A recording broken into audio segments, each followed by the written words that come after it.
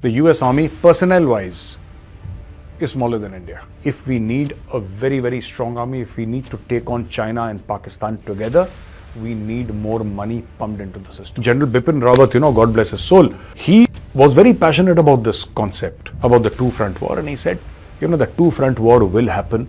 There is a threat. Jai Hind friends, I'm Major Gaurav Arya and you're watching the Chanakya Dialogues English.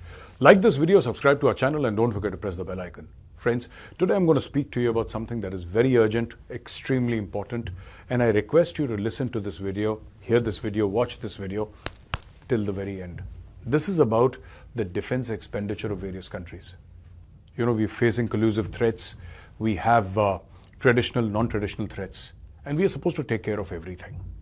But it's not going to happen the way we're thinking it will happen. And here is my analysis. Let me briefly read out the report and then I will analyze for you, and I'm sure you'll find it very interesting. Global military expenditure reached a record of 2,443 billion in 2023. So the global military expenditure was recorded at 2.443 billion, right? With a 6.8% increase in real terms, India remained the fourth largest spender after the US, China and Russia. However, military modernization in India is hindered by salary and pension bills. There are high salary and pension bills, which does not mean that the salaries are high. It just means that the cumulative pension and salary bill is extremely high.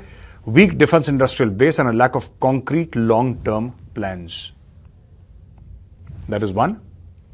And then China, with almost 4 times more military spending than India, is rapidly modernizing its 2 million military across various domains, and it's focusing on Taiwan, line of actual control, the East China Seas, the South China Sea, etc., etc. So this is for China now. Now for the money bit. It's important that you listen to this. The 10 largest military spenders in the world were US, 916 billion. So ladies and gentlemen, please understand that the US has an army, navy and air force, the size of which is smaller than India's. The US Army, personnel-wise, is smaller than India. But the Indian Army rarely operates apart from the, currently I'm talking about.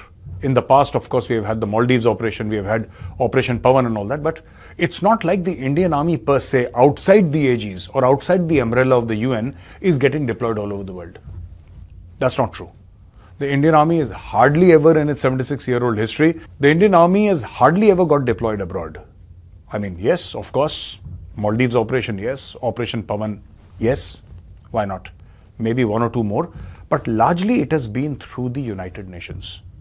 UN forces, UN peacekeeping forces, etc. Largely. There could have been 1 or 2 small interventions here and there, but not at the scale. And I'm saying that the US military is numerically smaller than India. But look at their budget. Their budget is 916 billion US dollars. China, $296 billion. Russia, with an economy smaller than India, spending 109 billion. But this could be because of the Ukraine war. This very well could be because of the Ukraine war. India spending 84 billion, Saudi Arabia 76, UK 75, Germany 67, Ukraine 65 billion, France 61 billion and Japan 50 billion. Pakistan was placed at the 30th spot with 8.5 billion. This is the first time since 2009 that military expenditure increased in all 5 geographical regions: the Americas, Europe, Middle East, Africa and Asia, Oceania. Now, I've read out the brief to you and I'll just take a minute more to explain to you. India's defense budget, for this year, it's 6.2 lakh crore, but allocates just 28% for military modernization. So out of 100 rupees, only 28 rupees out of 100 goes for military modernization. Where does the rest of it go? The defense outlay works out to just 1.9% of the projected GDP. If the huge 1.4 lakh crore pension allocation for the 32 lakh ex-servicemen and retired defense civilians is considered, it drops to less than 1.5% of the pension if the pension bill is excluded. This is when at least 2.5% is essential. So the defense outlay of India is 1.9% of the GDP.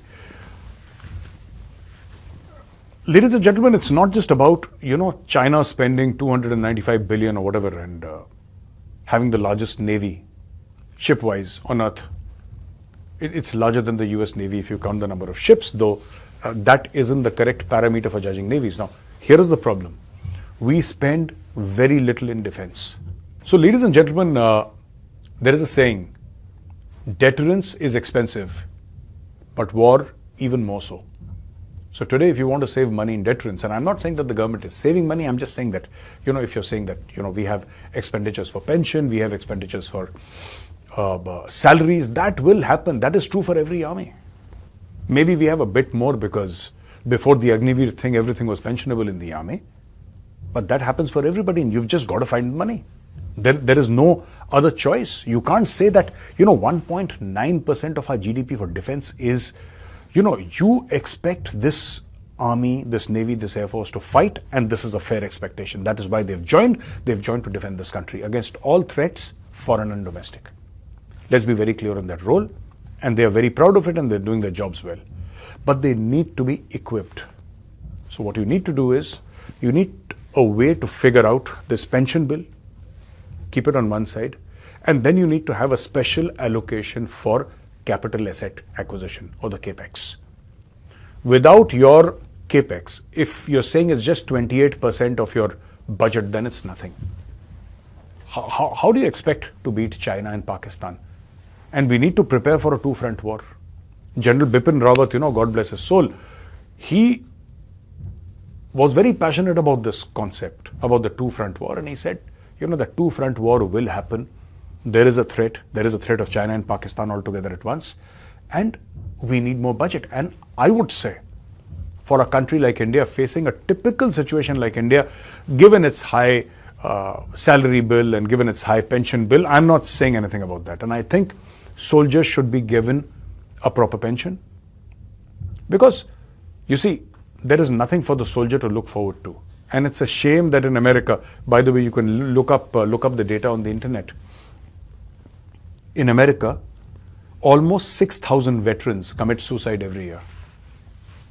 This is the United States of America with a defense budget that is almost 1 trillion US dollars. Almost. I'm talking about 2023 figures. So, thank God we don't have that in India, thank God.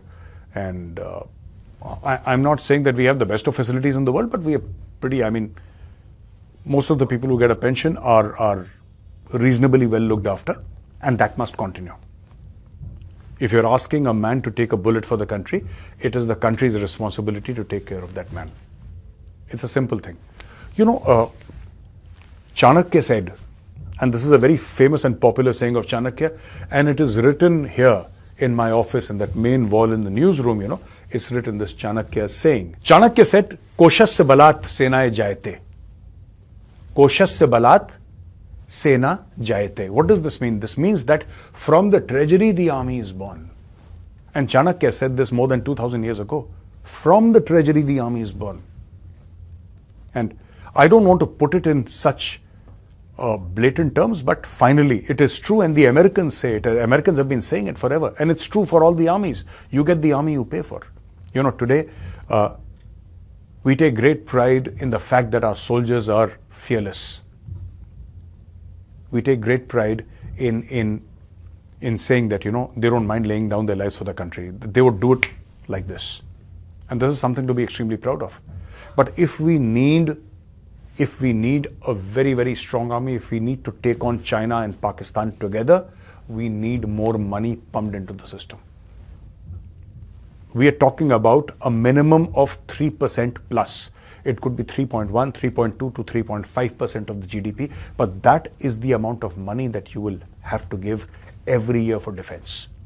And you will have to say that, okay, this money is for modernization. Now, for example, the Indian Air Force, and I'm just giving an example because this is something that people will understand, we need 42 squadrons.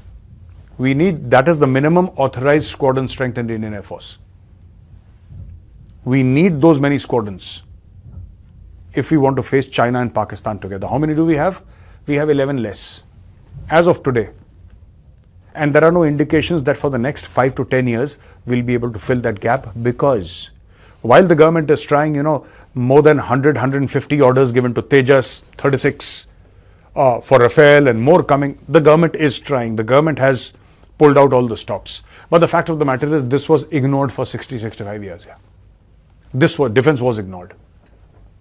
It was ignored because, there was a time when Jawaharlal Nehru said that we don't need an army. In the initial days, the Congress party, after we got independence, they said, why do we need an army? India is a peace-loving country, and we don't have fights with anybody, we don't have quarrels with anybody, and we don't need an army. The police is more than sufficient, Take a baton and, if somebody is doing any rioting or theft and all that, you give him 2 whacks and that's the end of it. And we don't need an army, we're a peace-loving nation. And exactly 8 to 9 weeks after independence, ladies and gentlemen, 8 to 9 weeks after independence, Pakistani raiders, helped by the Pakistan army, invaded Jammu and Kashmir, giving us this whole line of control nonsense. At that time, the ceasefire line, of course. We still didn't learn our lesson. We said we are a peace-loving nation. Nothing will happen, and we are so sweet and punch-shield and love everybody and white doves in the sky and all that nonsense. 1962, China attacked us. We still didn't learn our lesson. 1965, Pakistan attacked us. It was only in 1971, under the leadership of General Sam Manekshaw, that we hammered the life out of Pakistan, breaking Pakistan into 2 countries, Pakistan and Bangladesh. But then again, we went back to sleep. So then, soon we said, which is the next battle coming up after 71? So nothing came up. Slowly, what happened was that we had problems in Punjab, Khalistani terrorism, we had problems in Kashmir, 1989, and before that, few years before that, we had Operation Pawan, Sri Lanka. Hundreds of our colleagues and our brothers laid down their lives here. And this is a history that we are, the sacrifice bit is something that we are tremendously proud of. But today we need an army that is super well equipped. And 1.9% of the GDP just does not cut it. If you want to face China, if you want to face Pakistan and face them together, you need 3+% of GDP. I don't know from where this money will come from. I have no idea. I'm not an economist. I'm a simple soldier here. And I commanded a company in the army. And I would want the best rifle for my soldiers. I would want the best bulletproof jacket. I would want the best equipment. Right? Of course, he has bravery. He has the regimental spirit. He has that patriotism and that nationalism in him. Of course, he will kill for his country. Of course, he'll die for his country. But modernization has lagged behind for 60 years. Even today, when Prime Minister Modi says, okay, Tejas, 97 aircraft, orders given, a massive order, 97 Tejas, all at once, given. Before that, maybe 6 months before that, I think it was like 80 odd Tejas aircraft orders given. Pinaka, done. Apache, done. You understand? Rafael, done. Dhanush, done. What do you want? Which weapon systems do you want? Aircraft carrier, go for it. Additional tanks, go for it. Yes, the government is pushing very hard for defense modernization, there is no doubt. All I'm saying is that more needs to be done. And I'm not blaming the government. I'm blaming the governments that were there for 50, 60, 70 years in the past. I'll tell you something small about, it's a small piece of information, I don't know if you know. We got Bofors. And Bofors is an excellent platform. The kind of havoc that Bofors played in Kargil, the merry hell that Bofors was played along the line of control. You should see it. You need to see it to believe it. That is the kind of system.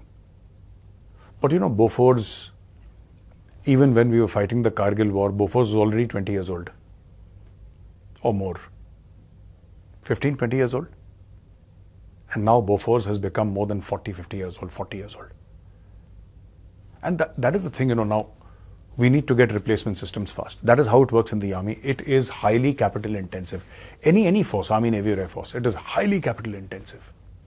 Bofors still remains one of the best medium guns in the world. There is no doubt. And this is not to doubt Bofors' excellence as a weapon. Nobody can doubt that. It's a proven platform. We all love and respect the Bofors, but we need new weapon systems in the army if we are to fight. And 1.9% is not doing enough. And like Chanakya very rightly said, my friends, from the strength of the treasury, the army is born. This wisdom came more than 2000 years back. It is time now to take back that wisdom from Chanakya and say that we will have the finest army in the world. But that, my friends, costs a lot of money. Now for question and answers. The first question is from Bhargav Bhavsar. Why doesn't Russia put her troops in the USA? Bhargav ji, where did this come from? Why should Russia put her troops in the USA? For what? I have not understood your question, sir. Why doesn't Russia put her troops in the USA? Why would Russia put her troops in the USA? Or why would USA put its troops in Russia? Please explain the context, because I'm not familiar with this. And Jain Major Saab, Satish Kumar ji, Jain Satish ji. How to write a question to you, sir? Is there any email ID? No, there is no email ID, Satish ji. All you have to do is hashtag Ask Major. I repeat, hashtag Ask Major. Once you do that, somebody from my team will pick up the questions. Obviously, we can take only 2 or 3 or 4 questions a day. We'll continue to do that. Please support us. So, ladies and gentlemen, I hope you liked this video, and if you did, please press the like button, subscribe to our channel. Don't forget to press the bell icon. Jai Hind, Vande Mataram, Bharat Mata ki Jai.